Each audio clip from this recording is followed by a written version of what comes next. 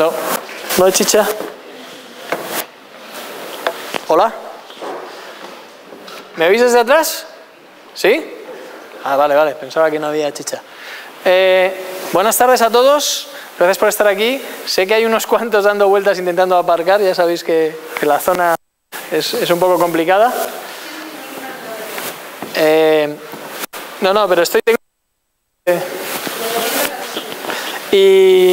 Y nada, yo quería, antes de empezar y la ponencia, quería hacer un par de reflexiones con vosotros, bueno, o daros una serie de novedades, algunos las sabéis, otros a lo mejor no tanto, que han ocurrido últimamente relacionado pues casi con lo que sois todos, que es que sois miders, ¿no?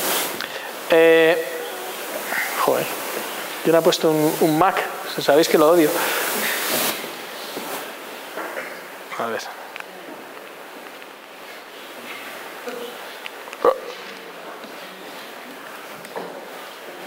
Bloqueado.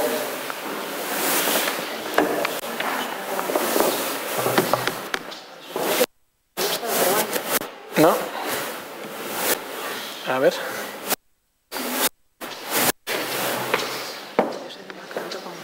Sí. Bueno, las novedades que para todos más o menos claras, pero os cuento las principales. Esto no funciona bien. La primera es que vamos a tener una sede adicional a esta en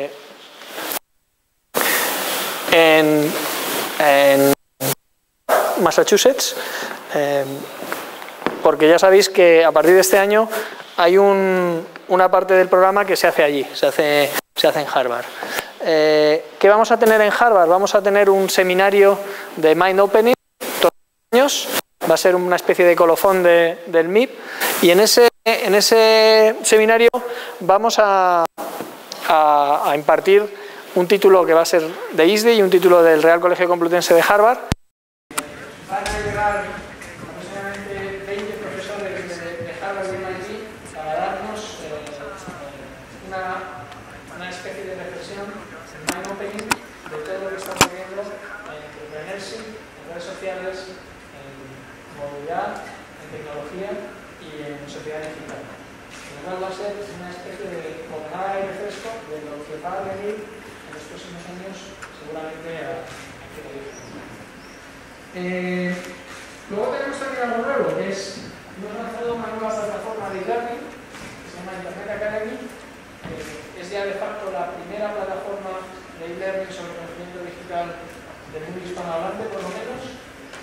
Este año tendremos 80 y pico cursos de competencias digitales que os van a ayudar a todos vosotros a seguir profundizando en lo que ya hemos aprendido en el máster. Lo cual, yo creo que de nuevo es muy interesante. Y luego, entramos con una nueva configuración del máster, que es el máster, además de los 15 módulos académicos que tenemos ahora, y de un nuevo campus virtual que tenemos, introduce también el proyecto troncal que ya conocíais, talleres de herramientas y el seminario de Harvard, junto con la posibilidad de hacer 2 cursos de e-learning de vuestra lección para que podáis profundizar en los temas que más os llaman la atención de lo que hemos visto a lo largo del mes.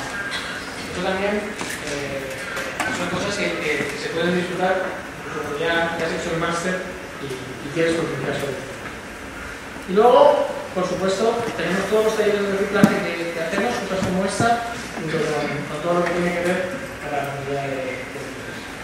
Esto hace que al final hayamos construido un ecosistema que empezamos construyendo con el MIP, como ya sabéis, y con los MIDES, que ha seguido con otra serie de productos formativos como el programa de presidentes o seminarios y compañía que hacemos, el programa en Harvard, que sigue con todos nuestros esfuerzos por el tema de las startups.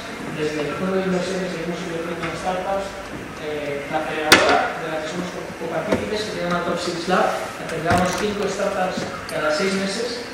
El laboratorio de innovación en el que nosotros lanzamos ideas de innovación, las lanzamos nosotros mismos como profesores, y Y todo un entramado académico que está en Scientific Advisory Board con gente de prácticamente 34 universidades que tenemos ya en nuestro foro, con acuerdos con otras universidades, y el último convenio en Harvard, que es algo realmente disruptivo para lo que estamos haciendo. Luego conocéis bien ya todo lo que estamos haciendo a nivel de optimismo digital a través también del documental de emprendimiento que estamos haciendo en el Conferencia. Y una novedad de este año para muchos de nosotros es una fundación para ayudar a digitalizar a las ONGs. Y eso es algo que pensamos que es muy relevante y que está en el ADN de todos los MIBES. Ahora estamos trabajando con UNICEF y Ashoka, pero la idea es trabajar con 3 o 4 ONGs cada año. Y por último, tenemos una iniciativa en el pipeline que saldrá dentro de unos meses, que es un máster de programación. Vamos a sacar un máster para ayudar a los programadores a que se vuelquen más a Internet, porque hay muchos programadores que saben de código, pero no saben de negocio digital. Entonces queremos ir a ese colectivo. Eso junto con el tema de Internet Academy nos mete ya en un ecosistema que, como veis, empieza a ser muy rico y del cual el MIB es el centro. Todo esto nos ayuda a muchas cosas. And now I'm gonna start in English. This is bringing us new friends, and one of the friends, the new friends we've just met in the last weeks, is Steve Cadigan. Steve Cadigan is a person that you will know in a second. He's very close from us in terms of feelings, of understanding, understanding the business and the life. And Steve has worked for 3 of the most important companies of Silicon Valley. One was Cisco, you know Cisco. The other one was Electronic Arts, and the last one was LinkedIn. He worked in the human resources field in all these companies, and the last one was, had the chance to start working in LinkedIn when it was a small 400 people startup, and in 3 years' time he took that company from a 400 employees company to a 4,000 employees company that was already in the stock market and had presence in a lot of markets. Now LinkedIn is a company with 225 members or users. We say here users, but Steve told me that for them they are members. And LinkedIn is a company that has changed the way we do business, the way we have relationships with other people, and the way we face the professional world. So let me say hello to Steve and welcome to Spain. I hope you live here, because Steve now is thinking on what he's gonna do in his future, and I keep on telling him that Spain is a good chance. There we go. Thank you. Thank you. Welcome, everybody. Welcome.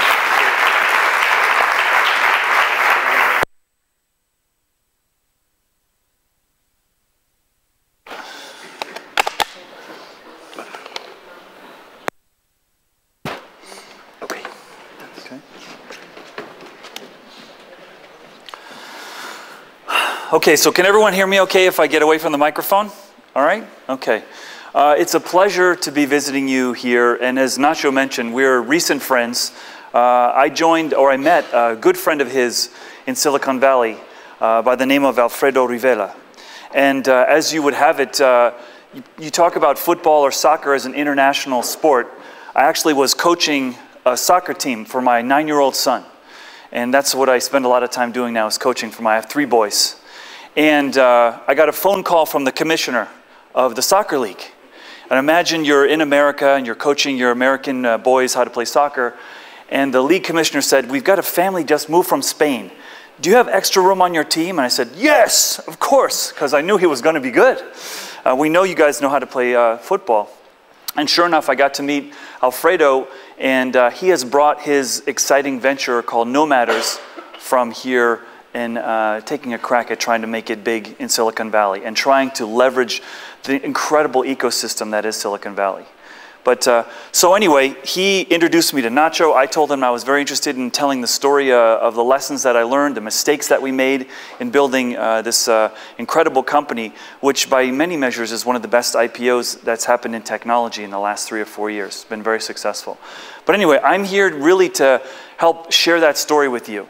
And my style is very informal. If you have any questions, please raise your hand if you would like me to talk about something more, because my whole purpose here is to inform and have some fun.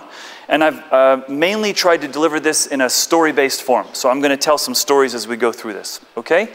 But first I got to make a confession to you that I'm from Silicon Valley, but I'm very new to the world of understanding the real power of social networks, for example. And my story begins when I was interviewing with LinkedIn. In the summer of, actually it was the spring of 2009, I interviewed with the whole executive team at LinkedIn, and I said, I'm going to show these guys. I know how this internet stuff works. I'm hip with the social networks. And so when I was finished interviewing with the entire executive team and the chairman and the founder of the company, I sent them all a LinkedIn invitation, join my network. And I thought, I can show these guys, I know how to do this stuff. And that day, they all accept my invitation, okay? And then the next day, something happened which I didn't know was going to happen. Do you know what happens to your network the next day if you accept an invitation from somebody? Your whole network gets broadcast. Steve is now connected to the CEO, the chairman, the CFO, the COO, the VP sales, the general counsel, boom. And so my whole network found out that I was over at LinkedIn doing an interview, and the one person I didn't want to find out called me on my phone the next day. It's my boss. I know you're interviewing at LinkedIn. I went, oh shit. If I don't get this job, I am so screwed. But that was a big turning point for me personally, because it made me recognize that I had to raise my game, that the world was changing, and the tools we use every day need a little bit of attention. And I didn't know that there's a feature in my settings menu that I could turn off the broadcast. So after that, I turned off the broadcast. But anyway, I'm here to just share my story from my perspective. It was a great ride. We learned a lot of things. And so let's get started. It's interesting that I'm here this week because this week is the 10-year birthday for LinkedIn. They turned 10 years old on Cinco de Mayo. And they've done an incredible amount in 10 years. In fact, if I look back, the global footprint that was laid in a very short time, starting in 2003, okay, with 14 people in Reid Hoffman's house in just over 10 years. The site is now in 17 languages. There's 4,000 people. There's over about a $20 billion market cap. As Nacho mentioned, there's 225 million members. Not all those members go to the site every day, but about 40–50% go to the site every day now. And it's now a global function that's impacting markets and ways people are doing business. And we constantly get stories around how LinkedIn has changed people's lives. They found a new opportunity. They found a way to use their skills that they never knew how to use before. But so I'm going to do a reverse of what most people do in a presentation. I'm not going to take you from the beginning to the end. I'm going to start at the end, and then I'm going to go to the beginning. Because I think it's pretty interesting if you understand the real magnitude of what we're talking about. For every one of the executive team, there were about 9 of us on the executive team working with the CEO, running the company. This was realizing a dream. I left California in 2002 and I went to Asia for 2 years. And I never thought I'd go back to California. And I went to Canada for 4 years after that. But after a while, I was hitting my mid-40s going, man, I've got the sweetest part of my career in front of me. I want to go back to the gold mine of Silicon Valley and take one more bite at the apple before I settle down in a place like Vancouver where I was living, which was more of a lifestyle city. So in many ways, it really was a dream opportunity. And many people who are in the technology world, this is the dream, to join a company and to go public. And for me personally, I'd never been a company smaller than 1,000 people. So 400 was like as small as I'd ever even conceived. And I'd never worked for a private company before either. So that was very new. But what was really appealing to me as a human resource person was to be able to take all the lessons from my big company experience and apply all those lessons and build something the way I wanted to build it. To build something fresh, something different. And I'll be honest with you, I've learned more in my career working for big companies about how not to do something than how to do something. There's a lot of things I saw that I didn't like, how people were managed, how teams were led, how people communicated, the politics that would form. So we were really committed as a leadership team, and I in particular, that we wanted to build a really special company. But also, I want you to put yourself in my shoes as someone who's been, for almost 30 years, a talent expert, to go to a company and have a chance to practice your craft, but also in a company that's building products that are changing your industry, the recruiting industry, which is a big part of my universe, was really compelling. And also to be able to become a sales person for that business and to be able to become a product consultant for the teams building all the products. That was a huge draw for me to be able to join the organization. So in many ways, it was an HR dream job when I joined. If you take a look at the performance of the company, as I was running through a second ago, it really is phenomenal. The last quarter that they just announced 2 weeks ago, they had $3 million in revenue for the quarter. So they're on a ramp now to be close to $1.5 billion in revenue from nothing only 10 years prior. As I mentioned, the market cap's around $20 billion, depends on the fluctuation of the share price that day. But that means they built about $2 billion of value every year, if you think about it that way. That's pretty powerful value. The other thing that people don't know about LinkedIn, and we always got frustrated by this, but we just realized, well, we're not the sexy kid in town. Facebook's the sexy kid in town. Everyone was always comparing us to Facebook. And we were like Facebook in one simple way, but in most ways we weren't like Facebook. But as we started to figure out how we're going to monetize the business, today LinkedIn monetizes 3 times per member, and maybe more than Facebook does. And Wall Street's recognizing that. And that's why you see one of the highest price to equity ratios, 1,000 PE. That's the highest I've ever seen in my life. Some of the analysts say it defies gravity to have such a high PE. But people are believing in the future because while LinkedIn has fewer members, the value that they're deriving and the revenue from each member is extremely greater than Facebook. So I want to take you forward to the day that we went public, and then I'll take you back to the beginning. So May 19th, 2011, I want you to imagine that you've been working hard in all the companies that you're working at now or that you're going to found going forward, and you've had a whole career, and your dream is to one day go public. And so you fly to New York City, to Wall Street, and we'd selected to go with the New York Stock Exchange. In the States, there's usually 2 choices you have, NASDAQ or New York Stock Exchange. And I'll tell you guys a little inside story. Most of the technology companies are listed on which exchange? Do you know? NASDAQ, right? Very few of the technology companies are listed on New York Stock Exchange. We chose the New York Stock Exchange for one, well, there was a few reasons, but one pretty interesting reason. When NASDAQ came to sell why we should list our company on their index, do you know what they said? We're going to market your stock really well. We're going to market it on Facebook. And we said, you don't know who we are. And when the New York Stock Exchange came to us, they said, all of our leadership loves LinkedIn. We all have LinkedIn memberships. We're buying your product. We want to be more than just we want you to be more than just a customer. We want to be a partner with you because we think our companies share a very similar vision. And so that was one of the reasons why we picked the New York Stock Exchange. Anyway, I want you to imagine waking up the morning that you're about to tell the world that you're, a real company, you're going public. And you round the corner, you go down Broad Street, you take a left on Wall Street, and you face the New York Stock Exchange, and you see this picture right in front of you. You see your company banner covering the front of the New York Stock Exchange. And there was about 9 of us and some of our board members walking around the corner. We saw that. We all just sort of took a jolt. It was very emotional to see something that you built finally get to the point where you're introducing that to the whole world. So we had a really fun day in New York when we went public. And you get to go up there and ring the bell, right? Ding, ding, ding. And they take a quick picture. I'm the only guy whose mouth is open. You see that guy in the end go, oh. I didn't know when the picture was going to be taken. And there's a whole funny story about who's going to be there and who's going to stand where, because some people in this picture weren't supposed to be in the picture, but they decided to run up and be part of the fun. So I was the last person up there because I'm a guy, I trust people first. I'm not always concerned. So I show up late and there's like no spots in the front. I'm like, oh man. So I'm trying to like elbow my way.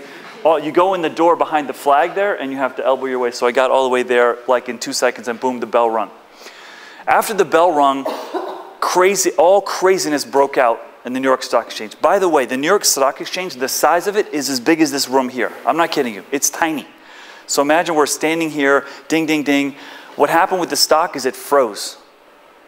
The day our share price went out, we said $45, and the bidders couldn't agree on what the price was. And when we walked from the tower down to the floor, the traders were going numbers like 70, 75, 80, 85, 90, 100, 110, 120. And we're looking at each other going, oh my God, this is insane. Well, it finally settled on 85, and that day it closed around 90. And that exceeded our wildest expectations. I was closing candidates to join LinkedIn 2 weeks before, saying like, well, and we thought we were going to go out at 30. And 2 months before that, we thought we were going to go out at 18. So to see the excitement build around your business was really a big thrill for all of us. And going to the New York Stock Exchange was truly amazing. So let me take you back to the beginning. So how did we get there? I still get goosebumps telling the story about the New York Stock Exchange. It was an amazing day. Go back to the beginning. 10 years ago in Palo Alto, California, Reid Hoffman, who was one of the original key employees at PayPal, decided to start a new enterprise. And they put together a few people and started the company. This was before Facebook was launched. They launched it on May 5th. And in 1 month, they had about 4,500 members. The whole premise of the business was, let's just connect people and keep up our networks. That was the idea, okay? And they didn't have an idea of how they were going to make money out of that. But they said, sounds valuable, right? Let's keep our contacts together. And, you know, as the world gets more complex and information gets bigger, isn't the value of your capabilities largely driven by who you know and not what you know? And so that was the sort of compelling point behind it. So Reid, who came from PayPal, started this, and the idea was to get people to help them manage their networks. So the next year, they added a few more people. They had around 20 people, and they did something which was really powerful to grow the membership base. They created something called Address Book Importer. And that, in any kind of social network, is huge. You allow people to import their address books, now they can invite people in a very viral fashion. That was a big stepping point. And then Groups was released, the first product on LinkedIn platform to allow you to connect with similar people with similar interests, either in the industry or similar, if you're from the same school, you want to have an alumni group and so forth. Membership started to grow. I'm going to show you in a few seconds the membership chart. So in 2005, we start, so 2 years after being founded, okay, they finally develop a product. And this product is a recruiting search product. And that product today sells around $700 million a year, the value of that product. It's a simple license fee that you sell to a business to be able to search with the idea of recruiting talent. And the other product that they released was subscription. So if you're not a big company, you can buy a subscription and be able to find people, but not have as robust a system, okay? So the company is starting to make some money finally, but it took 2 years to get there, okay? It didn't happen overnight. In 2006, people still aren't really very aware of who LinkedIn is, but they finally became profitable with a staff of about 60 people, okay? And the two new features, again, that helped drive membership were something called PYMK. Does anyone know what that means? People you may know. I call that the virtual people watching module, like who's been checking me out. Do you all know that feature on LinkedIn? I look at it more than any other one, I'll admit it, I'm honest. Who's looking at me? And why are they looking at me? I'm curious. But that feature was released and started to drive a lot of traffic. And then the next one was recommendations, which is now taken off even more. And now people are endorsing skills. That's a big one that was released recently. So 2007, something happened which is not too uncommon. Some of the most high-profile companies in the world, like Apple, went through a situation like LinkedIn went through, where the founder decides, you know what, I'm not a CEO. I need to bring in someone who is a CEO. And so now, what are we? We're like 4 years into it, right? 2003 to 2007, Reed steps aside and hires a guy named Dan Nye to be the CEO of the company. Okay? That didn't turn out so well, candidly. And didn't turn out so well for a lot of reasons, but the large one was Reed wasn't really sure how to not be a CEO. The new CEO wasn't really sure where Reed was playing and where he wasn't playing. The board was confused, the customers were confused, the employees were confused. And it ended with Dan leaving the company in a little under 2 years. So it's a kind of a lesson, right? This is before I joined the organization, but it's like, wow, okay. It was a huge lesson for Reed. So when he did hire the next CEO, who I'll tell you about in a second, he decided that what he needed to do was really be clear about the borders between who's the chairman and founder and who's the CEO. And he decided to really play a much more behind-the-scenes role, more of a thought advisor than actually be active in the business. That year, 2007, also marked the beginning of going global. And they opened up the first office in London. So for the first time, so what is it now? We're still about 4 years out. We finally have employees outside of the US, and membership is now starting to take off a little bit faster clip, and we're at about 10 million members. The big thing I've just mentioned to you, the CEO change that took place in 2009, was a big move. And they put a gentleman in place who's still there today, who is absolutely phenomenal, Jeff Weiner, who's out of Yahoo, and he'd never been a CEO before. Interesting choice. But Jeff was and is an incredible marketing visionary. He's a great leader, and he had built his pedigree primarily at Warner Brothers and at Yahoo. And so he came in. Reed realized with Jeff's arrival, I think, that his role is to be more of a coach than to be actively in the business and let Jeff run the show. That was also the year in 2009 that the site launched in Spanish and French. So the first time the site was released in new languages, and they hit 50 million members. So only 2 years prior, they were at 10, and now they're at 50 million members. And now the recruiting business really starts to take off, which is the core product of the company. So, so now we're about 6 years in, and the business is really starting to take off to significant degrees. What's interesting when you think about the transition of 2008, 2009 was what was going on in the macroeconomic climate of 2008. The collapse of the banks, higher unemployment, a lot of career instability. There was a lot of concern at LinkedIn that maybe we picked the wrong business. Who wants to be in the recruiting business when nobody's recruiting? But what was actually quite beneficial to us was when people are not feeling secure in their jobs, what are they doing? They're getting their CVs out there, they're fine-tuning their profiles, and people were coming to LinkedIn. The membership was taking off. And some companies were starting to realize, especially in technology, you always really need to be recruiting technical talent, and there are certain segments that really started to take off. So let me speed forward again to 2010 now, because this is when we really started to drive our growth internationally and putting employees outside of not just in Europe, but outside in Asia as well. So I joined in the latter part of 2009, and this is when things really started to explode. We entered Asia for the first time. We expanded in Europe. We put our international headquarters in, guess which country? Anybody? Ireland. Ireland, that's right. And why do we pick Ireland? Because they've got a great brewery there in Dublin, right? Guinness? Yeah, no.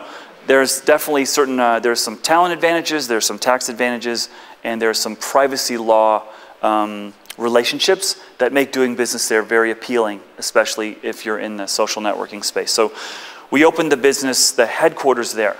I will tell you, amongst us, That was not an easy decision, and it wasn't one that was made without a lot of fighting within the organization.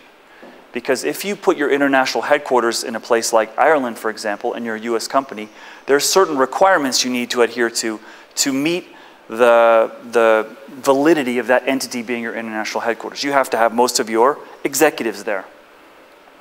Well, if you're running a business throughout Europe, do you want to be living in Ireland? No. And most of my executives are like, So the way we got around that was we asked an American if he wanted to go work in Europe. He's like, yeah, Europe, awesome. And they're, Ireland's great. And so we actually put an expat out there for a while and helped us get started. You know, these are, I'm trying to be honest with you guys. These are sort of like some big decisions, but there's some real hard truths that kind of drive how you got to where you got to. And that's how we started in Ireland. Netherlands was what people say, well, how did you pick which countries to put employees into first? So after Ireland being our international entity, there's a real good reason why we went into the Netherlands next. Does anyone know why that would be? Take a guess. Anybody? What's that?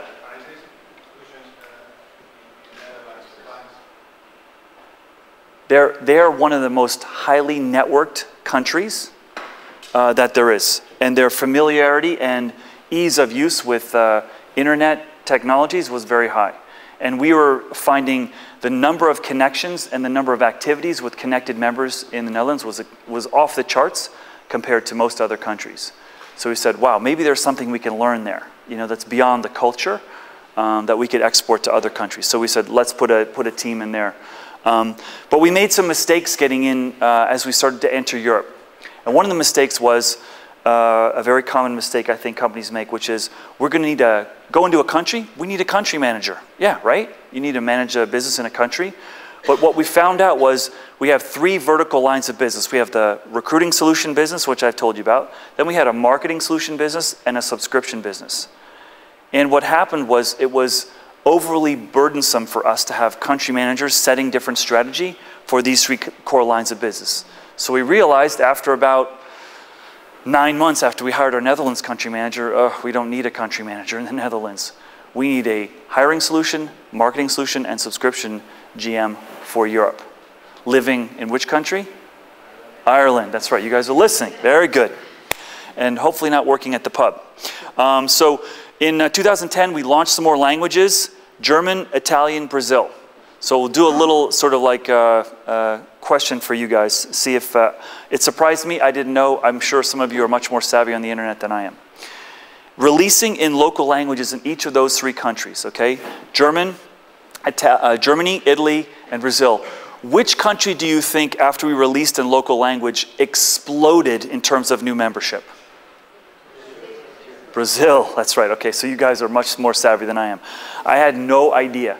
Exploded, like 10 times as fast as any other country that we'd released in local language. In Germany and France, there's entrenched competitors in the networking space. In France, there's a company called Viadio. In Germany, there's a company called Zing. You guys are all nodding. You're familiar with them. We're not in the States, but we became familiar with them as we started to launch there.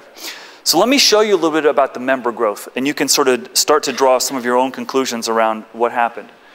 The company started in 2003. You see less than 1 million members that first year. And then by 2009, we'd already hit 57 million members. Okay? So something tipped in 2008, right? Something really tipped in 2008. And the only theory that we could come up with was that the job insecurity that people had due to the economic uncertainty of the world, right? That's another way of saying we got lucky at the right time in the stage of our life, right? There's a lot of smart people and there's a lot of great products we had. There's a little bit of wind at our back in the sailboat, if you will, on this one. That's very powerful. So now let's start to talk about my favorite subject, the people business. And that is, let me show you a little bit about the growth of the employee population. Okay, so from 2003, 2004, more than doubled. From 4 to 5, about 50% growth. From 5 to 6, again, about 50% growth. From 6 to 7, more than 100% growth. From 7 to 8, a little under 70% growth, 8 to 9, small growth. And again, 2008 was a very interesting year. Membership growth went up, but the employee hiring didn't go up so much. And there's a really key, one of the key reasons for that was because one of our key investors was a VC firm called Sequoia. And I don't know how many of you saw the memo that Sequoia put out in 2008 when the market collapsed, but it's going to be a nuclear winter, run for the hills, throw the jewelry overboard, we're all going to die, and you need to fire as many people as you can because it's going to be awful for many years. And so this was right before I joined, and the economy was scary, but we were a Sequoia company, so we said, oh, okay, I guess we got to let some people go. So it was the first time in the history of the company, because of the fear and uncertainty about the future, we decided to let a few people go. So something around 40 or 50 people. But here's an interesting thing, and it's going to happen to all of you at some point. You're going to be building your organization, you're going to hit a wall, you're going to have to let people go, and before you hit the wall, you're going to feel like everyone in your company is key. They're rowing the boat, they're carrying their position, they're critical to the organization. And when you're faced with a decision like, oh, we need to prune, you're going to find people that probably weren't the right fit for your company. And I wasn't there for this, but they told me the exercise wasn't difficult. When you're growing that fast and hiring that fast, keeping the quality bar high is difficult. And when the company's changing that fast, the people that were right last year may not be right for you this year. They may not be happy. And that's okay, because people don't know. I know that I'm happy when I'm 400. I don't know if I'm going to be happy when we're 1,000 people. That's fair, right? But what we found was an opportunity here that we thought was going to be really painful. Wasn't that painful. And we realized, oh, maybe we need to be smarter about how we hire so that we don't wind up a few years later. This is true, by the way, of every company I've worked in. That when times are good, everyone's doing great and everyone loves their employees. When times are bad, all of a sudden, we've got some problem employees over here. So you've got to try to find, in your own organizations, you need to try to find the right balance. In the middle of 2011, we hit 1,500 people, but by the end of that year, we had over 2,000 employees. So look at that ramp right there. I know what you're thinking. You're thinking, how does that guy have hair still when he's hiring that many people? And this became the critical story for us in our evolution. For us to be able to make it, for us to be able to win, we needed to be able to scale, we needed to be able to hire, we needed to be able to not smother the culture, and we needed to do that in one of the hottest environments competing for talent that has existed in the Valley. And that's where our headquarters is, right there, dead center in Mountain View, California. And so this was a huge challenge for us. We saw a window of opportunity for us to build something special. We saw a chance for us to grow the moat of our business so we could protect it as fast as we could. But it was going to be a huge challenge to be able to hire those people. And I'd like to tell you a little bit about that. Before I do that, I want to tell you about some of the conflicts we had. Yes, question? Can I just ask you one thing? Because basically, when you did the restructuring Yes. with those 40 people, do you choose the people? Did you give the opportunity of people who were not happy to join the restructuring? No. Because sometimes, at the moment in Spain, where everybody is restructuring. Okay, yeah. So So for people on the stream, the question is, when we did the restructuring, did we just select who the people were? Did we offer people a chance to be part of the restructuring if they were unhappy? We did the former. We chose who the people were that would be appropriate for that. I've never been with a company that has gone through that you have a choice to leave. And if you want to go, you can go. Do you know why? Because who usually goes when they have a choice to go? It's not always the people who are unhappy. It's the people who can, I'll take the separation package, thank you, and I'll go get another job. It's the people who are very employable are sometimes the people you don't want to go. So yeah, so that's the way we did it. Does that help? In Spain and Europe, yeah. It's very common. Yeah. And in the end, it's like a double, it can be... It's a risk. Yeah, it's a big risk. Yeah. So again, at the point of 2008, we're still mostly in California, so we were working with that framework. Yeah. What is the average age of an employee in LinkedIn today? Today it's around 33 years old. Yeah. And women, male? It's probably 75% men 25% women, yeah. Okay. And if I could say, the trend is the age is going down because we're hiring more new grads. Facebook's doing the reverse. They're starting young and they're hiring older, which is just an interesting, you know, different shift because I've got friends over there and we compare notes on that. One of the interesting things about the business model of LinkedIn was one that I wasn't aware was going to be a challenge. And that was very core to who we were as a company. When you start growing a social network, you're faced with a pretty fundamental question. Who is really the most important in your ecosystem? The member, the customer, or maybe both, okay? So I'll give you an example. As we started to get really good traction with membership, we would have companies that come to us and say, you know more about our employees than we do. How about you build us a directory? How about you build us a talent management website that we can use to help put the training together for our employees? Makes sense, right? And our salespeople would come running in and say, we got $1 million deals here just if we can get the design team to put this together really quickly, right? And so what do you think our CEO and our founder and our head of product said? No way. They said, no way are we going to do that.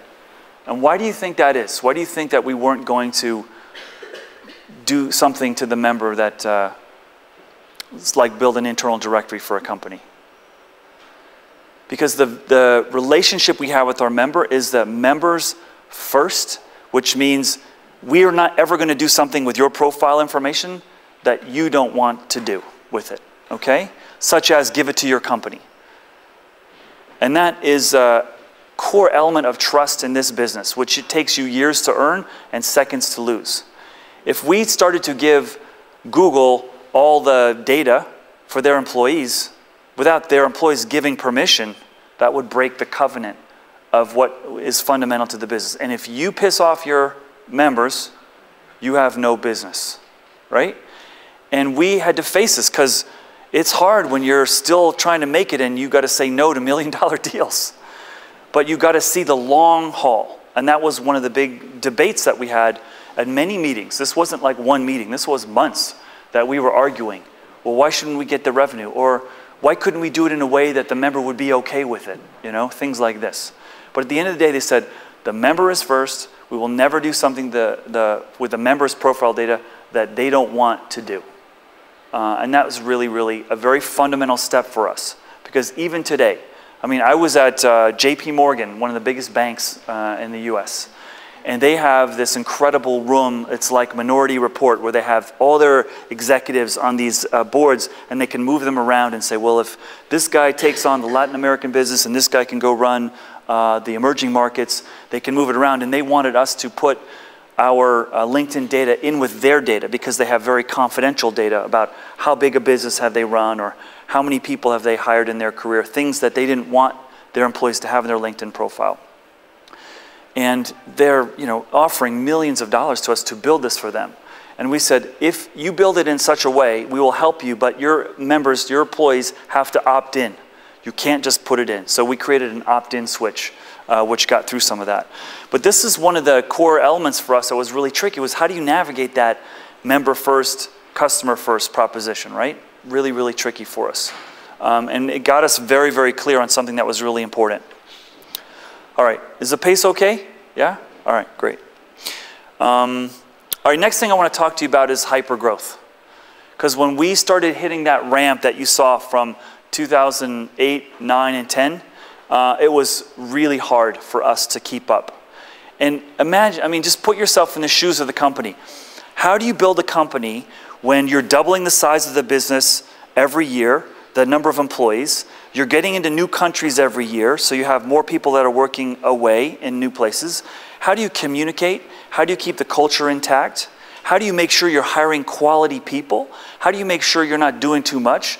How do you make sure that you're not confusing people and stepping on and building the same thing in different buildings? When I was at Cisco in 2001, there was 2 buildings next to each other working on the same thing, and they didn't know it. About 250 people in one building, 150 in another, working on the same thing, and they didn't know it. Good for us, right? That was a nightmare to discover that. And so we started to get very, very concerned with how we're going to be able to keep up with this hypergrowth, because there was lots of challenges. And there's also the fundamental challenge of scarcity of supply. Engineers are in scarce supply, still are today. But in 2009, 2010, it's the goal, it's the gasoline that powers the engine of Silicon Valley. And nobody knew who we were. Employees didn't know who we were, prospective employees didn't know who we were, so we had a big challenge. So I want to tell you a little bit about that challenge, because it's one of the reasons I have more gray hair today than I did back then. This is a picture of my neighborhood. Okay? How would you like to be recruiting next to the sexiest, most successful, most well-known company that treats engineers like gods in the world? How would you like to know how much fun that is? And how would you like to be next door to the company that's hiring all these people while your company is helping them do that because they're buying my product to hire against me? I remember the sales guy saying, hey, Steve, can you come close we think we got our first $1 million sales deal over at Google. I said, no, I'm not going over there. They're going to hire against me. What do I want to do that for? But this is one of the huge challenges that we had, is that these guys were making a lot more money and were much more aggressive with compensation than I could be, because I wasn't making as much as them. And that's just the beginning of the story. In 2010, Facebook and Google got into a war for talent. Did you guys read about that here? That all these Facebook guys started getting recruiting out of Google, and Google started to say, okay, it's time for us to play, counterattack, and they started giving counter awards, counter offers to their employees, and until it hit such craziness that this was one of the headlines that hit one of the tech journals. Okay. Google offered staff engineer $3.5 million to turn down Facebook offer. And so this was not like a one-off. This was like a common situation that ultimately resulted in Google changing their entire compensation structure. Everyone's trying to have an advantage against the next player. And the players that are playing really tough in here and aggressive, Twitter, Facebook, Zynga was really hot, 2010, 2011, and they're hiring like hotcakes. And this is some of the craziness. This article, I took a snapshot of this about an hour after it came out. Look at the shares that have happened like in an hour. I was ready for engineers to come outside my office and say, hey, where's my $3.5 million to stay here, right? This is how absurd it was getting. But it was a huge distraction, but it made us really feel like we have to step up to the challenge. So let me tell you a little bit about that challenge, because if I think about some of the biggest hurdles we have, it was really trying to build that team to be able to build the company. And that's why I'm going to spend a little bit more time here than on some other things.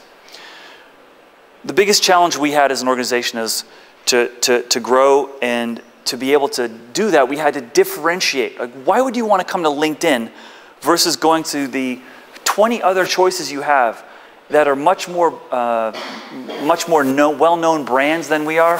They have much more deeper benefits and higher compensation. And I put that to all of you in whatever the markets that you're thinking of playing in. And if you're thinking of going to the Silicon Valley, you better have very thick skin and be ready for battle. Because you're going to have to figure out, why would someone want to come work for you when they have thousands of other choices that are very actively going against them? I didn't hire a single engineer well, maybe I hired one, but out of the 1,000 or so engineers that we hired at LinkedIn over the last 4 years, I can't remember one that didn't have 2 or 3 or 4 offers at the same time I was trying to hire them. Okay? This is how the reality is that we're facing. So we really had to think about doing that. We had to think about all the things I told you about before. How do we scale? How do we keep the culture vibrant? How do we make it such that everyone's not confused? And here's another really interesting element that not a lot of people know about LinkedIn. Nobody on the executive team had ever been through this before. Nobody. As I told you, Jeff was a first-time CEO. I'd never been in a private company. I'd never taken a company public. The CFO hadn't, our general counsel hadn't, our head of sales had never been a head of sales before. He's like, I don't want to be a head of sales. We're like, you're the head of sales because you don't want to be the head of sales. That's what we wanted. We don't want a normal sales function. And so on and so forth. I think there's a lot of misconceptions out there in the world, and we're the first one. I'm happy to pop it for you if you ever have a need for me to intervene in your universe. That experience is the most important thing, because we disprove that here. But let me tell you the other side of why I think this was powerful, that no one had the experience of taking a company public before. We wanted it. We were hungry. I came to LinkedIn with the dream of going public, not because I wanted to work in a small company. I wanted to do something special. Everyone on the executive team had that same dream. We didn't all want to necessarily go public, but we wanted to make a big splash and build something. Because the company, even though it was 6 years old when I joined and it was 5 years old when our CEO joined, it was still soft clay. We could still shape it. It was still malleable. We could do something the way we wanted to. And that's so inspiring. And so that was the biggest thing that linked us as a leadership team. We didn't agree on everything. We didn't all have, hug and dance parties together and get drunk at night all the time. But we were very clear that we all wanted to build something special, and we wanted to be a great company where people would love to work. Might not make the most money, might not have the fancy benefits like the doggy massage at Google, or you have a baby, you get a nanny for 2 years, something like this. You couldn't get some of those. That's a joke, guys. Come on, work with me here. We couldn't provide some of those benefits, but we really were clear on that we wanted to build a special organization, and that turned out to be really, really beneficial for us. Building a new path and doing something different, super, super powerful. So when you're in a situation like we were as an executive team, and you're growing like crazy, and you're doing something new, what do you think you do in that situation? You're doing something you've never done before. What are you going to do usually? Who do you want to talk to? Somebody that's done it before, right? So exactly, experts. So you go to someone who's been there, done that. So I'll tell you another funny story. CEO Jeff and I were sitting at the whiteboard one day and we're like, God, why is it so hard to recruit? And maybe we need to hire some people in who've gone through the hypergrowth that we're going through. So let's list on the whiteboard all the companies that have gone through hypergrowth. And so we sat on the whiteboard and said, okay, so there's nobody. Because all the companies that are going through hypergrowth are going through it right now. Like Facebook's exploding down the street, Twitter is up in the city, and Zynga's going crazy. We had nobody to turn to, right? So we did say, well, maybe we could talk to some of the Google founders, but they were probably buying boats for their island or something like that. So what do you do when you can't find those people? That was the next question, right? You become a mibber, or no, you become a pioneer. You go and you do something that you've never done before, and you have to step up to the challenge. And so let me tell you a little bit about that challenge that we stepped up to. First, I'll give you some context on the executive team. Remember I was telling you we all shared that same connection? Well, we also shared another element. We were all what we call big company refugees.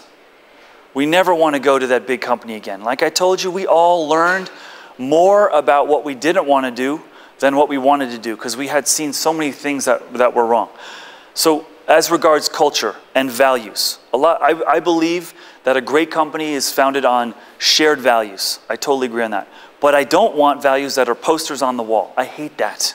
I don't want my values to be my screensaver. I don't want it preaching to me. I don't want someone to tell me. I got to feel it. And the CEO, Jeff, and I, we totally agreed on that one. And so we said, what does it mean to be great? What company do we want to be is the question that we asked ourselves. And so we started to tell each other, let's be the company that we want to be.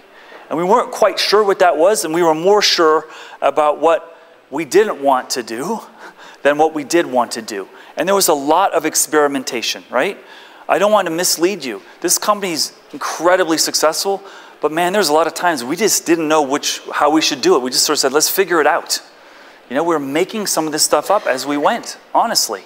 And sometimes, like I said, we got lucky, but we definitely did, we made some mistakes. But when we decided, I'll never forget this, we sat in the executive room one day, because every month we would have one day where the whole team would go, and we would go off-site, and we would just talk about big strategy things. And the question was, should we go public? Or shouldn't we go public? Do you want to go public? So we went out in the room, and it was 50-50. 50% said yeah, 50% said no.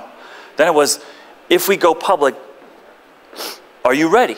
Do you think you would be ready 3 months, 6 months, 9 months, a year? And there were varying degrees of votes on that one. And so then our CEO said, how are we going to know that we're ready to go public? If we are ready, how do we know what that looks like? And we said, we'll probably never really be fully buttoned up to be ready, so we're going to have to be good enough, right? And this is what, if you're a product manager, this is what you usually try to tell your engineers. Don't make perfect, make it good enough. And so we spent a lot of time thinking about that. But when we finally decided, okay, we're going to go IPO, and we have some things to do before we file for that. We need to clean up our infrastructure to be able to scale. We had to sit down, and when you write the filing document, it asks you millions of questions, and among them are, tell us about your culture, tell us about your values, tell us about this. And we'd never really written it down a lot. And so as a team, we spent about a week or two back and forth, iterating on something that really felt right. Like, what company do we want to be? And we finally settled on this concept of transformation. We want to be a place where you fundamentally change the trajectory of your career. You find your dream job. And that was something that was very similar to what our member value proposition was we want members to be able to find their dream job by coming to LinkedIn, right? So that was a real rallying cry for us as a leadership team. And that really helped us step up. So how do you win when you've got Google surrounding you, which is an unbelievably successful company, and all these other competitors and all the elements I just shared with you? Well, what we did was we said talent is first. So everybody is a recruiter now, everybody. And if you're a manager and you have a job open, you spend at least 2 days full-time just hiring talent. So then the next question is, well, how do you grow a business when your management team is just hiring? And we said, you know what, we're building for next year and the year after and the year after. That is our business right now, is building this company and building this team. And we will take a hit on some revenues, which you can do when you're not a public company. You don't have investors, you know, measuring every little bit of your EBITDA. You can take a little bit of a risk and focus your energy where you want to be. We made, for 3 years, hiring, onboarding, developing that new talent, and making it productive quickly, the #1 priority. And we were relentless about that. And we would, anyone in our ecosystem, our chairman, our founder, our board members, if we had a key employee that wasn't sure they wanted to join, they were part of the interview process. We got everyone on board on that one. And we subordinated everything else in the company to making that happen. That was, I think, something that was a huge decision point for us that facilitated some of the success that we had. In fact, we got so good, and you saw the chart there, right? Like 900 to 2,000 people in 1 year. We got so good that Morgan Stanley upgraded our stock in 2011 after they saw how effective we were at being able to hire and onboard people. Because what was happening as we were growing is that they recognized the revenue per employee was growing as we were adding people, which is an unbelievable achievement. It's like your managers are spending all the time hiring and onboarding, not necessarily developing new products or meeting with customers, but you're succeeding. And that's an incredible achievement that we were able to realize that helped us stand out in the crowd. Okay, next thing. Here's the reality for those of you that are getting ready to or already running your own organizations right now. The reality is it's a transparent universe. People know whether your company is a good place to be or not a good place to be, whether you have high integrity or low integrity, whether you pay people well, whether you develop your people, they know these things.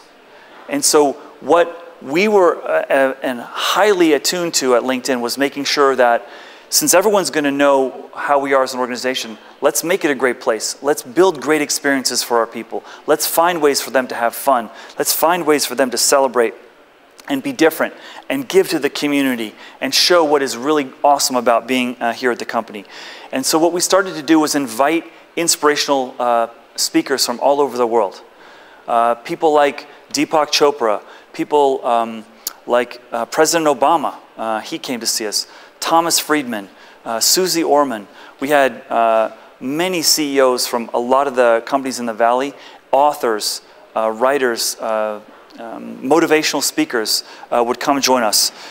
Here's a picture of Martin Luther King Jr.'s son, Martin Luther King Jr. III, and he came to visit us. Also, there's a guy that you might recognize near the bottom there, Sal Khan, who's the founder of the Khan Academy, completely revolutionizing elements of education. Well, they would come and they would just totally inspire our employees. And they would we'd just take an hour, about an hour a week. Sometimes we'd have 2 speakers, sometimes we'd have 3, and people loved it. And we said to our employees, tell us who you want to bring in, or invite your people from your universe that you think are motivational, inspirational. And then what started happening when word started getting out is these people started inviting themselves to us. The most noteworthy being President Obama. He said, I want to visit you.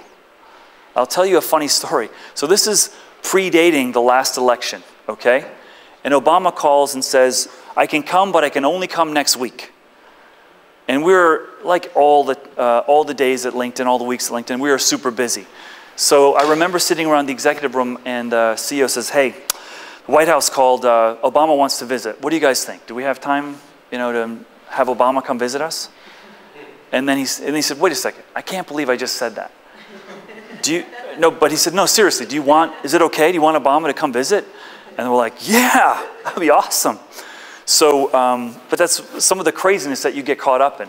Similarly, Deepak Chopra shows up at our office for the day he's supposed to speak to our employees. But he arrives an hour early. And I get a phone call, Steve, Deepak Chopra's here, he's in the lobby. I go, what do you mean he's in the lobby? He's an hour early. I'm in the middle of an interview. I'm trying to, this is the company priority. I can't meet with Deepak. And I said, what am I saying? Deepak Chopra's here. I said, so I got someone else to meet the candidate, and I went to go meet Deepak. And, amazing experience to be able to have these people share their ideas with you. But when I tell you it's a transparent world, when you have excitement in your company, your employees start talking about it, it creates this viral loop of excitement. And your brand gets more exciting. And that's what we started to do. I want to pause for a second here because remember when I told you that everyone on the executive team was relatively new to this whole experience of going IPO? There was something also I think important that we all shared, is that we wanted to be the best in the world. And I don't know if you've ever had someone sit you down and say, I want you to be the best in the world at what you do. I had that one more time earlier in my career when John Chambers, I was working on the acquisition team at Cisco. And John we sat us down and he goes, guys, we're going to be the best of the world at acquisitions. And I went, whoa, no one's ever said that to me. Everyone's usually said, just do a great job or do your best. Best in the world? Whoa. And he said, and this is back to Cisco, John said, I want to be the best in the world because if we are the best at acquisitions, people will want to be acquired by us, people will not be afraid, and people will sell their companies to us for less money if we're the best at it. And sure enough, we bought a whole host of companies that Lucent and Nortel were trying to get, and we won them over for less money because they said, you treat us right, you're a great organization, you have high integrity, and you won't smother our technology, you'll elevate it on a platform. But this was a big rallying cry for us. We all wanted to be world-class, and we believed that we could pull that off. We really did. But we didn't believe necessarily that the rest of the organization was going to believe it. And this was a big challenge for us, is how do you get the team that is, in the shadow of the big companies in the Valley to believe that, hey, we could do something really special here, because confidence is so important when you're going through the tough times that we were going through. And we spent a lot of time with employees talking about, we want to be world-class. What does that mean to you? Don't you want to be world-class too? And what does that look like? And when we would have speakers in, we would ask them, talk about that when you're the greatest at something. What does that mean? And we would bring athletes in too, who had done world-class things. How did you do that? What did you think about? What did it mean to you? What kind of sacrifices did you need to make? But that's something I encourage all of you to think about. If you set that bar at a reasonable level, you're probably going to hit it. If you set it at a world-class level, you still might hit it. LinkedIn's arguably hitting that now, but that was something we actually strove for, which I think is worth pointing out. A couple thoughts on culture that I want to give you. I had a big advantage at LinkedIn that I didn't have anywhere else I'd ever worked. Everywhere else I'd ever worked, I had to go in and change the culture. At LinkedIn, I got to build it. Didn't have to change anything. There wasn't much, because what the culture was growth and change and new. That's great to work with. I can work with that. And I worked with that back in my Cisco days. But I believe that's one of the biggest differentiators for success, especially for digital organizations, is what kind of culture you build. And it's one of the most challenging things to wrestle with as a leader, because there's no formula, there's no textbook to that. It's different with every group of people. But what we did to try to make that as real as we could is we engaged everyone in that. In the hiring process, we said, we want you to come in and build a great product, build great products, and build a great company, and change the world. And we sincerely meant that. When we had our engineers do hacks, we asked them, think about ways that you can not just build new products, but you can change the way we do business within this company. Because we really wanted their footprints everywhere. And that's so empowering, especially as you get bigger. Because people are expecting, and we saw this in all the surveys we did. We did surveys every 6 months. People are expecting that the world is going to get more bureaucratic, and they're going to get marginalized, and their job's going to get less interesting. And so when you don't let that happen, or you try to prevent that happen, or they see you trying to fight against that, you definitely get some allies and you win some faith from the employees. But this is something that we spend a lot of time doing. We looked around the valley and said, what can we do that's different? And one of the things we came up with was something called In-Day. And that was every month we had one Friday where you did whatever you wanted to do. You want to work from home and smoke a cigar and wear your pajamas and walk around like Hugh Hefner? Fine. Go for it. You want to build a house? You want to go teach in your kids' school? You want to go on a hike? You want to give blood? You want to help war veterans figure out how to find a job? What do you want to do? Whatever it is, we want you to find inspiration in life and breathe in and meet other people that you work with in a different context. And guess what? When we introduced that, people were like, what? What are we going to do? We're going to take a day off? Honestly, people are like, huh? The engineer's like, we're going to do what? Like, do whatever you want to do. They weren't used to that. We're like, that shocked me. I was like, wow, man, you give me a free day, I'll take it up, no problem. They were so used to, focus, focus, focus. And that worried us. I was worried about burnout from the day I walked in to the day I left. Yes? What did you use this Friday usually for example? Yeah, so what did we use the Friday for? So, for me? Yeah. Okay, so let me add a little more to how we tried to structure the day.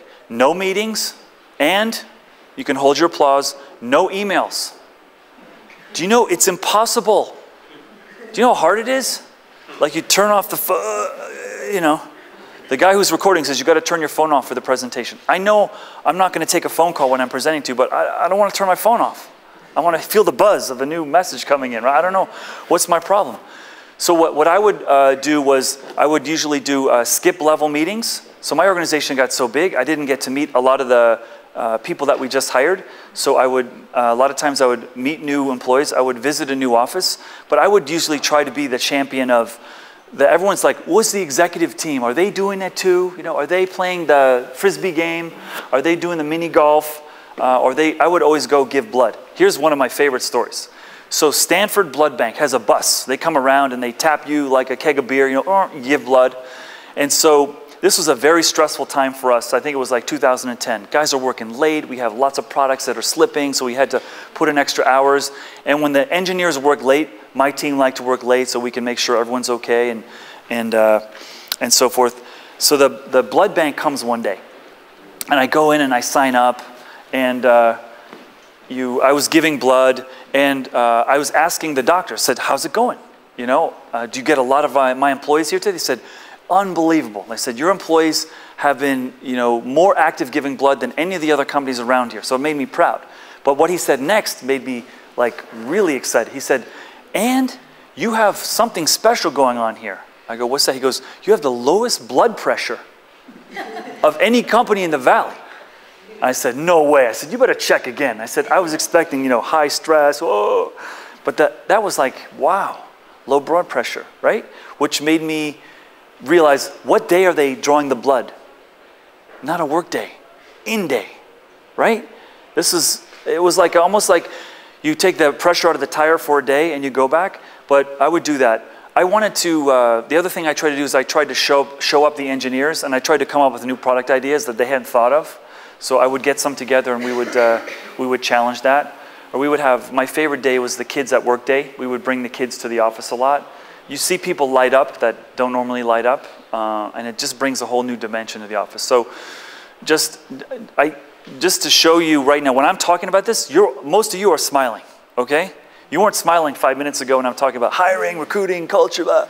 But this, right, even just thinking about that makes your heart feel good. And when people are feeling proud, they want more people, their friends to come work with you. This is magic, right? This is how you get by the people paying more, doggy massage next door, all this other stuff, right? And that's how you get the conversation away from compensation, if you will. So I've been around culture my whole life.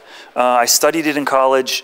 Doing acquisitions is a big part of, when you're merging teams, culture is always a big dimension of that.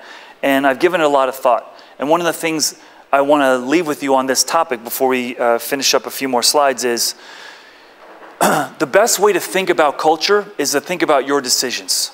Every decision you make, how you share information with your employees, how you don't share information, who you hire, how you conduct yourself, how you dress, when you come to work, when you go home, how you talk to people, when you talk to people, how your office looks. Do you have an office and your employees don't have an office?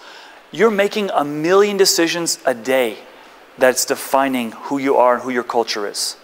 And be aware of that. I don't want you to have to second guess every decision, but be aware that culture is the actions that you do all the time, right? And we struggled a lot with some of the decisions that were big for us. Facilities was always a big issue. People like the big cue balls, people hate the big cue balls. I want just a table. I want my own office. I want the special chair. I want the special monitor. I want all these, there's all these fights all the time. But how you broker those and how you make decisions, that's usually the biggest indicator of how you're going to do it. And where you can, I strongly encourage you to not to feel like, well, I'm the leader. I have to make all the decisions. If you do, that's a cultural decision you're making right there, okay? And it's going to tell a message to the people that work for you. If you want a more participative style, you say, okay, I'd like a recommendation from you. That's option number 2. Option number 3 is delegate the decision, right? But there's so many different ways of doing that, whatever the decision is. But I can't tell you how important it was for us. When I started at LinkedIn, I got to tell you, our CEO is like, culture, He's like, I'll talk to you because you're the HR guy and you care about the culture stuff. But, he was so tired of being beaten in the head with these people saying, well, you're not walking the talk. And our culture says you got to walk the talk. Have you ever worked in a place like that? Like, they have the culture and they're measuring you. You're not doing the culture number 3 here. It says you have to be open and honest. You're not open and honest, right? That's when it's wrong. And he worked in companies like that. But when he started to see what we were doing with in-days and how people were loving it and we were getting more effective at hiring, he goes, you know what? Our culture, he goes, I never believed it. Our culture is our biggest strategic advantage. Here's a professional network, right? Everyone used to think, oh, you guys are all dressed up and all serious and uptight because they're professional. And all the Facebook guys, they're having fun. You guys are all serious. We started to break that when people came in because we really got culture was what it was about. All right, so I just want to give you a few more slides. Bear with me here. A couple of things about how we structured the organization that really helped us deal with growth and with culture. And again, like everything I'm talking about today, it may not work in your organization or it may not work for you. It worked for us, for sure. One thing that you need when you're growing this fast is feedback from the people, right? I believe the best form of feedback is talking, verbal, because I get context, I get tone, I get body language, I get everything. But not everyone's comfortable doing that, especially if you've got a high engineering universe, because they tend to be a little more on the introverted side as a general rule. So every 6 months we did a pulse survey. Very quick. Took you 3 minutes. 3 questions on your manager, 3 questions on your job, and about 4 or 5 questions on the culture. And then we asked you, would you recommend this company to your friend to work here? We called it an ENPS, Employee Net Promoter Score. You guys familiar with Net Promoter Score? Sort of, would you shop at this store? It kind of came out of retail and products. We asked people that. We got over 85% participation every time we did that survey. And we got enormous intelligence that helped us get a pulse. And it wasn't like this long, painful, oh, you know, we're going to have to do 20 things different after we get the survey. It was really quick, give us the feedback, what's working, what can we do better? We pick one thing to fix, and then we'd focus on the 4 or 5 things that were going great, and we make sure we didn't stop doing them. And that was first. A lot of times when people do a survey, they say, oh, we've got to fix what's wrong. Actually, you should first continue doing the things you're doing well. That's one of the most important things that, that you can get. So we would do that on a regular basis. And when you're moving fast, enormously valuable to us.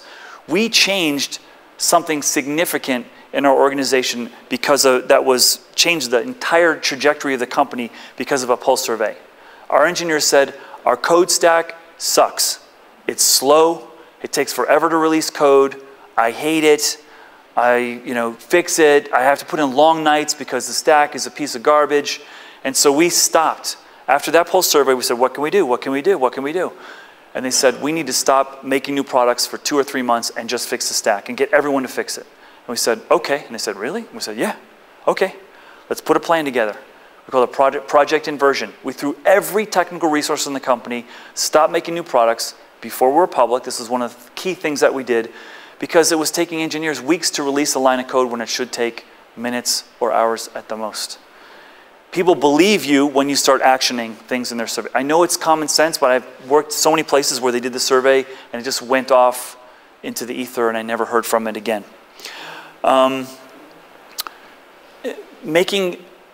Giving the employees a sense that bureaucracy isn't happening was another thing that we really wanted to encourage for our employees.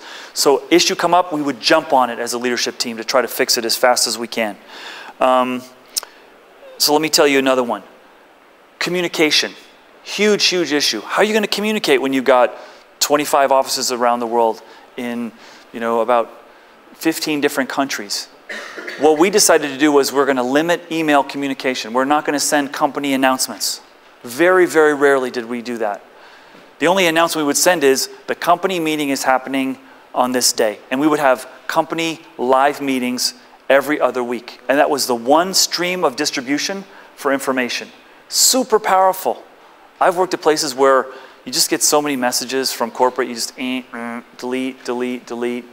And what it also did, which wasn't an intended outcome, but it was one of those nice unintended outcomes, is it created a shared experience. We all were in the same meeting at the same time, and we could promote the consistency of the message and the culture and the context all in the same room at the same time. Super, super powerful. After every all hands, every executive was tasked with meeting with their teams at least once a month and having an all hands. So especially as we got bigger, you had to meet with your team at least once a month. And then if you're in a time zone that it couldn't attend the meeting live, you needed to show that meeting together as a group, not like individual download on my computer while I'm doing 6 other things, in a meeting all together so that you can have, again, that shared experience, really important. The other thing is we had a company group, like an internal bulletin board of exchanging ideas and feedback. And people would go there and say, who didn't clean the espresso wand? That's disgusting. Or who ordered that Chinese food 6 days last week? It's awful. Or, you know what? We really need to invest more in this product because I got this feedback from the customer. All kinds of constructive feedback would happen there, and executives would be chiming in and including furthering the dialogue as well. It's really, really helpful. Come on, laptop. Here we go. Bear with me here. Here we go. Yeah, no, Mac. Thank you, Steve Jobs. Infrastructure. A couple last points. We were very particular on how many people could be managed by a manager. When we started to get 1,000 people, we said, we don't want you managing more than 7 people. You could have no more than 7 people. And the depth of the organization, we never wanted more than about 7 or 8 at the most.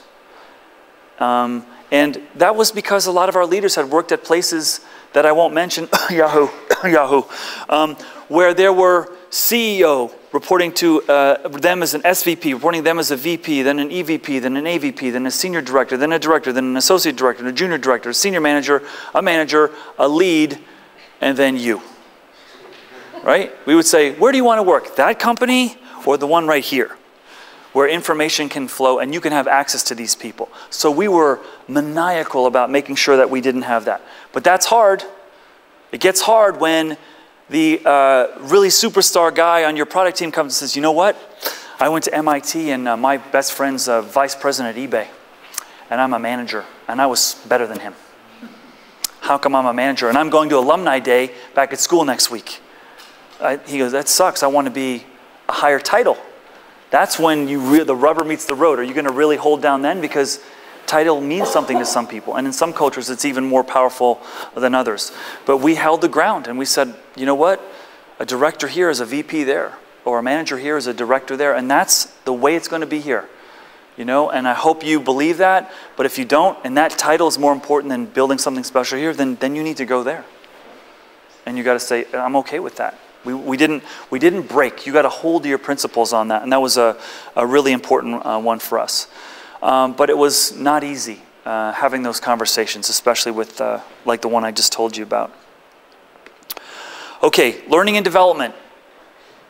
I'm here to tell you that until like 2010, we never held a classroom learning experience for any of our employees. It was all on the job.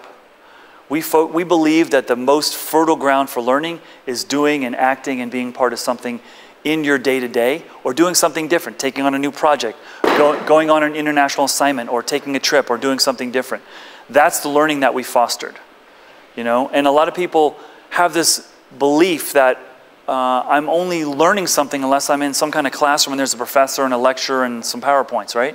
And what we did do was we had all of our executives deliver content to employees that they were passionate about, whatever that was. How to be a good mentor, how to give difficult feedback, how to do effective budgeting, how to inspire people to achieve a greater outcome. Whatever that was, we had executives do that, and after the executives did it for a few months, we had the next level of leaders in the organization, because all we wanted to talk about something you're passionate about, and it created greater connective tissue. So that was another big thing that we did. Okay, Mr. Mack, here we go.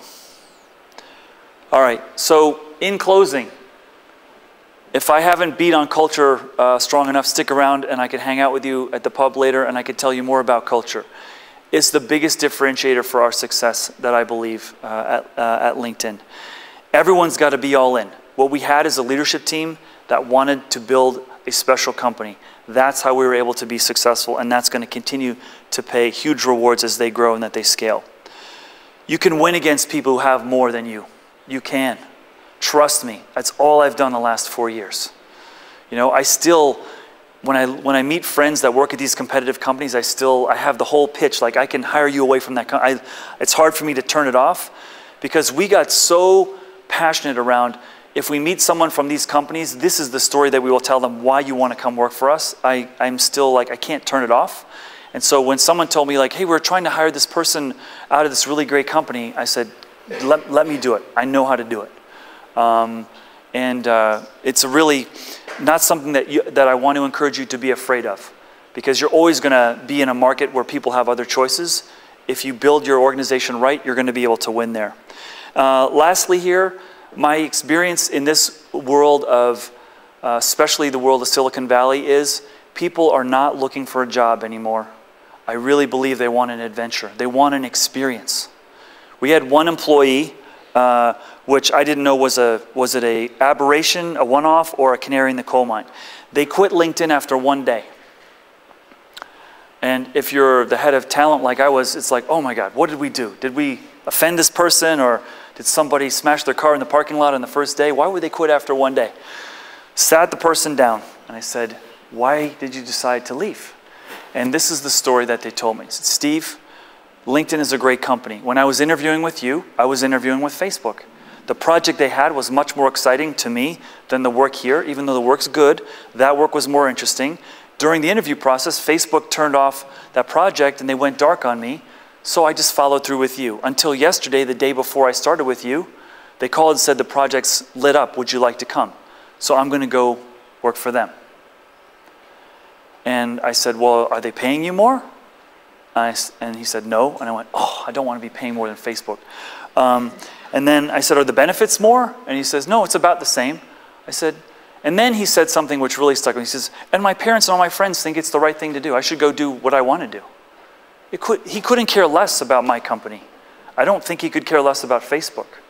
And we felt like we've invested hours and months recruiting you and time and invested in wanting to have you have a bright future here. And he's like, oh, okay, I'm going to go over there. Yeah.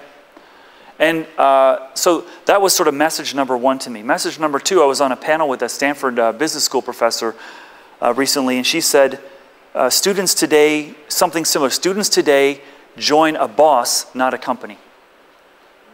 So it's interesting because you've got so much information at your disposal now through all the social channels. You can find out who's the person I want to work for, what's the place I want to be, what's the project I want to work on. So think about that. My belief is in the future, as you're recruiting, you're not going to post a job out on some job board or even post it on LinkedIn. You're going to post a movie trailer of what it's like to work at your company. That's what I believe people are going to get excited about. Not like, oh, you need 6 years experience and a Bachelor of Science in this and 6 years in this industry. It's like, when you're here, this is what it looks like, and this is what we do, and this is how we change the world. And these are the things you're going to make happen when you come join our company. Get people's blood moving. That's, I think, what's going to happen. So, in closing, I would like to say just a couple final things. Go for it. Build the company that you guys want to build and make your heart sing, and others are going to want to be a part of your team. Thank you guys very much.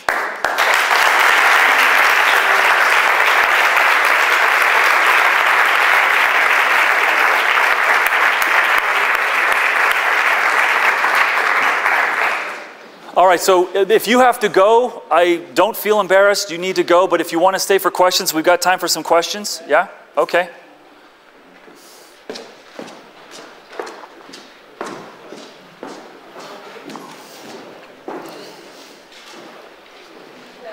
Hi. First of all, thank you for everything.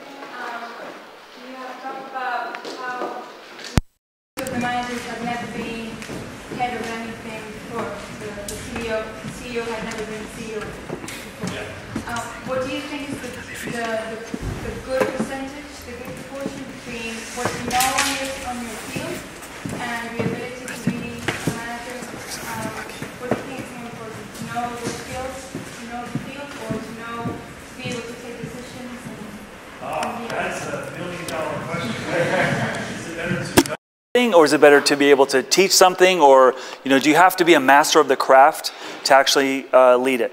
So I'll answer that with a bit of a caveat. My experience has been, especially with technical people, is they respect people who've done it and people who are more aware than they are. Okay? Until they meet a leader who can teach them through the Socratic method, which is through discovery, through questions and answers, so they can find it on their own. I would rather have a leader who can teach someone how to fish than who does the fishing for them.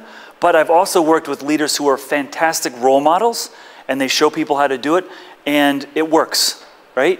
So the short answer is there is no right method there, because how I learn, how you learn, who I respect, you respect, it's going to be different. So, I'm a big believer the rainbow of your leadership team should be very colorful, and it looks very, very different. And that definitely was the case for us. Let me tell you a little bit more about the biggest mistake we made at LinkedIn when it comes to this, what you're talking about. And it hurts even talking about it today because it ruined the life of two people that were very, very senior executives who left really big jobs. We thought when we were around 200 million that we're going to be $1 billion business. So remember those questions I put up? What do you do when you don't know what to do? You go find people. So we said, let's hire people who've led billion-dollar businesses. Makes sense, right? None of us said, we'd been companies that had been in the billions, but we never led it. So let's bring someone in. They're going to teach us stuff, right? Well, guess what? The people we hired hadn't grown $1 billion business. They'd led it. two completely different skill sets that were needed. And we hired two amazing people. They left great jobs. In one case, we relocated a guy. 6 months later, they looked like death. They were miserable. And they were a wreck. And we said, what's going on? You're the guy who's supposed to teach us. They said, I don't know how to do this. I don't know how to do that. And so that was a huge lesson for us, that the experience of growth and learning and building something, even not at the scale of $1 billion, because there's just not a lot of people who've done that from nothing out there. There will be at LinkedIn in a little while if you want to go hire some of those people, but hopefully that wasn't recorded. But that's just something that surprised us, right? That really, well, we thought experience at that level, but that was the wrong experience, right? Yeah, thanks.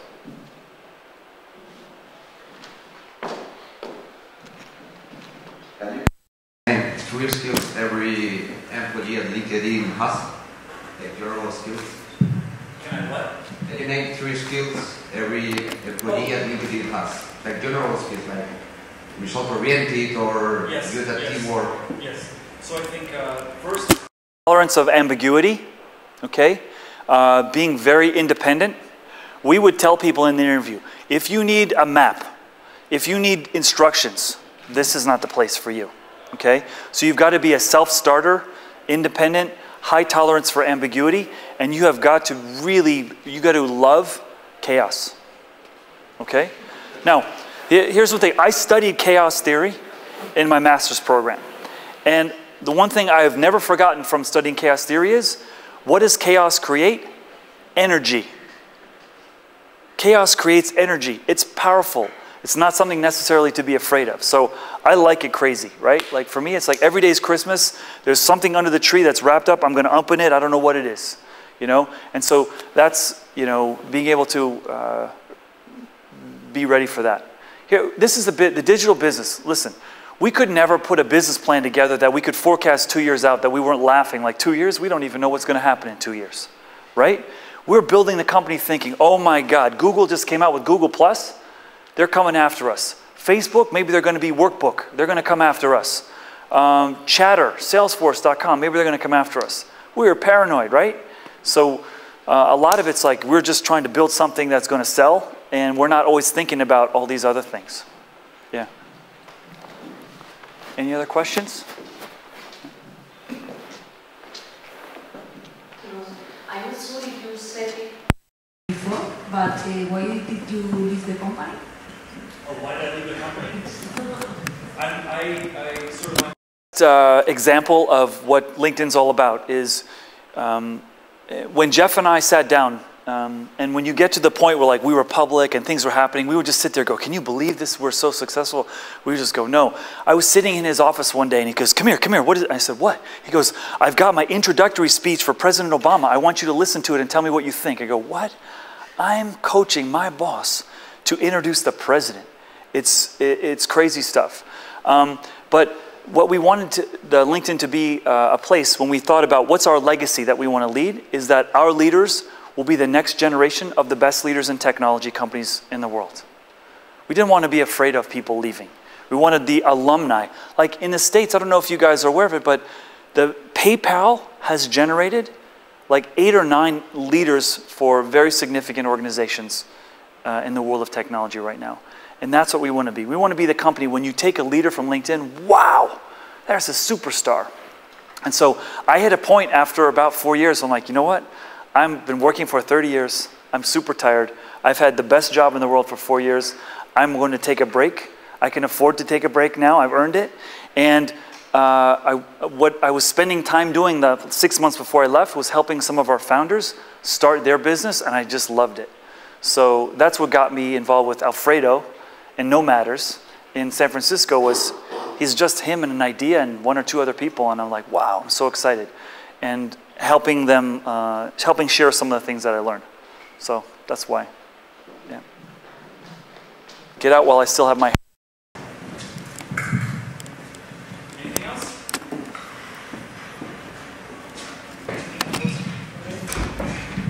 Yes, we're closing. So, thank you very much, Steve. Always a pleasure. Incredible speech. we can continue having a beer at the Irish bar as usual. So that's not a problem. I would like to thank you very much for helping people like Alfredo Rivela. Some of these people had Alfredo as teacher in the MIP. People who are starting a company, who are far away from home, who don't know the business there, who don't have the network, and having the chance of meeting people like you who are doing that out of nothing. Thank you for helping us, because you are helping us, and thank you for sharing the way you are, because it's very much the spirit of the people who are here. Great. So thank you very much, and I have to invite you to a beer. Okay, great. Perfect. Thank you. Thank you. Well, that's how it's going. So we always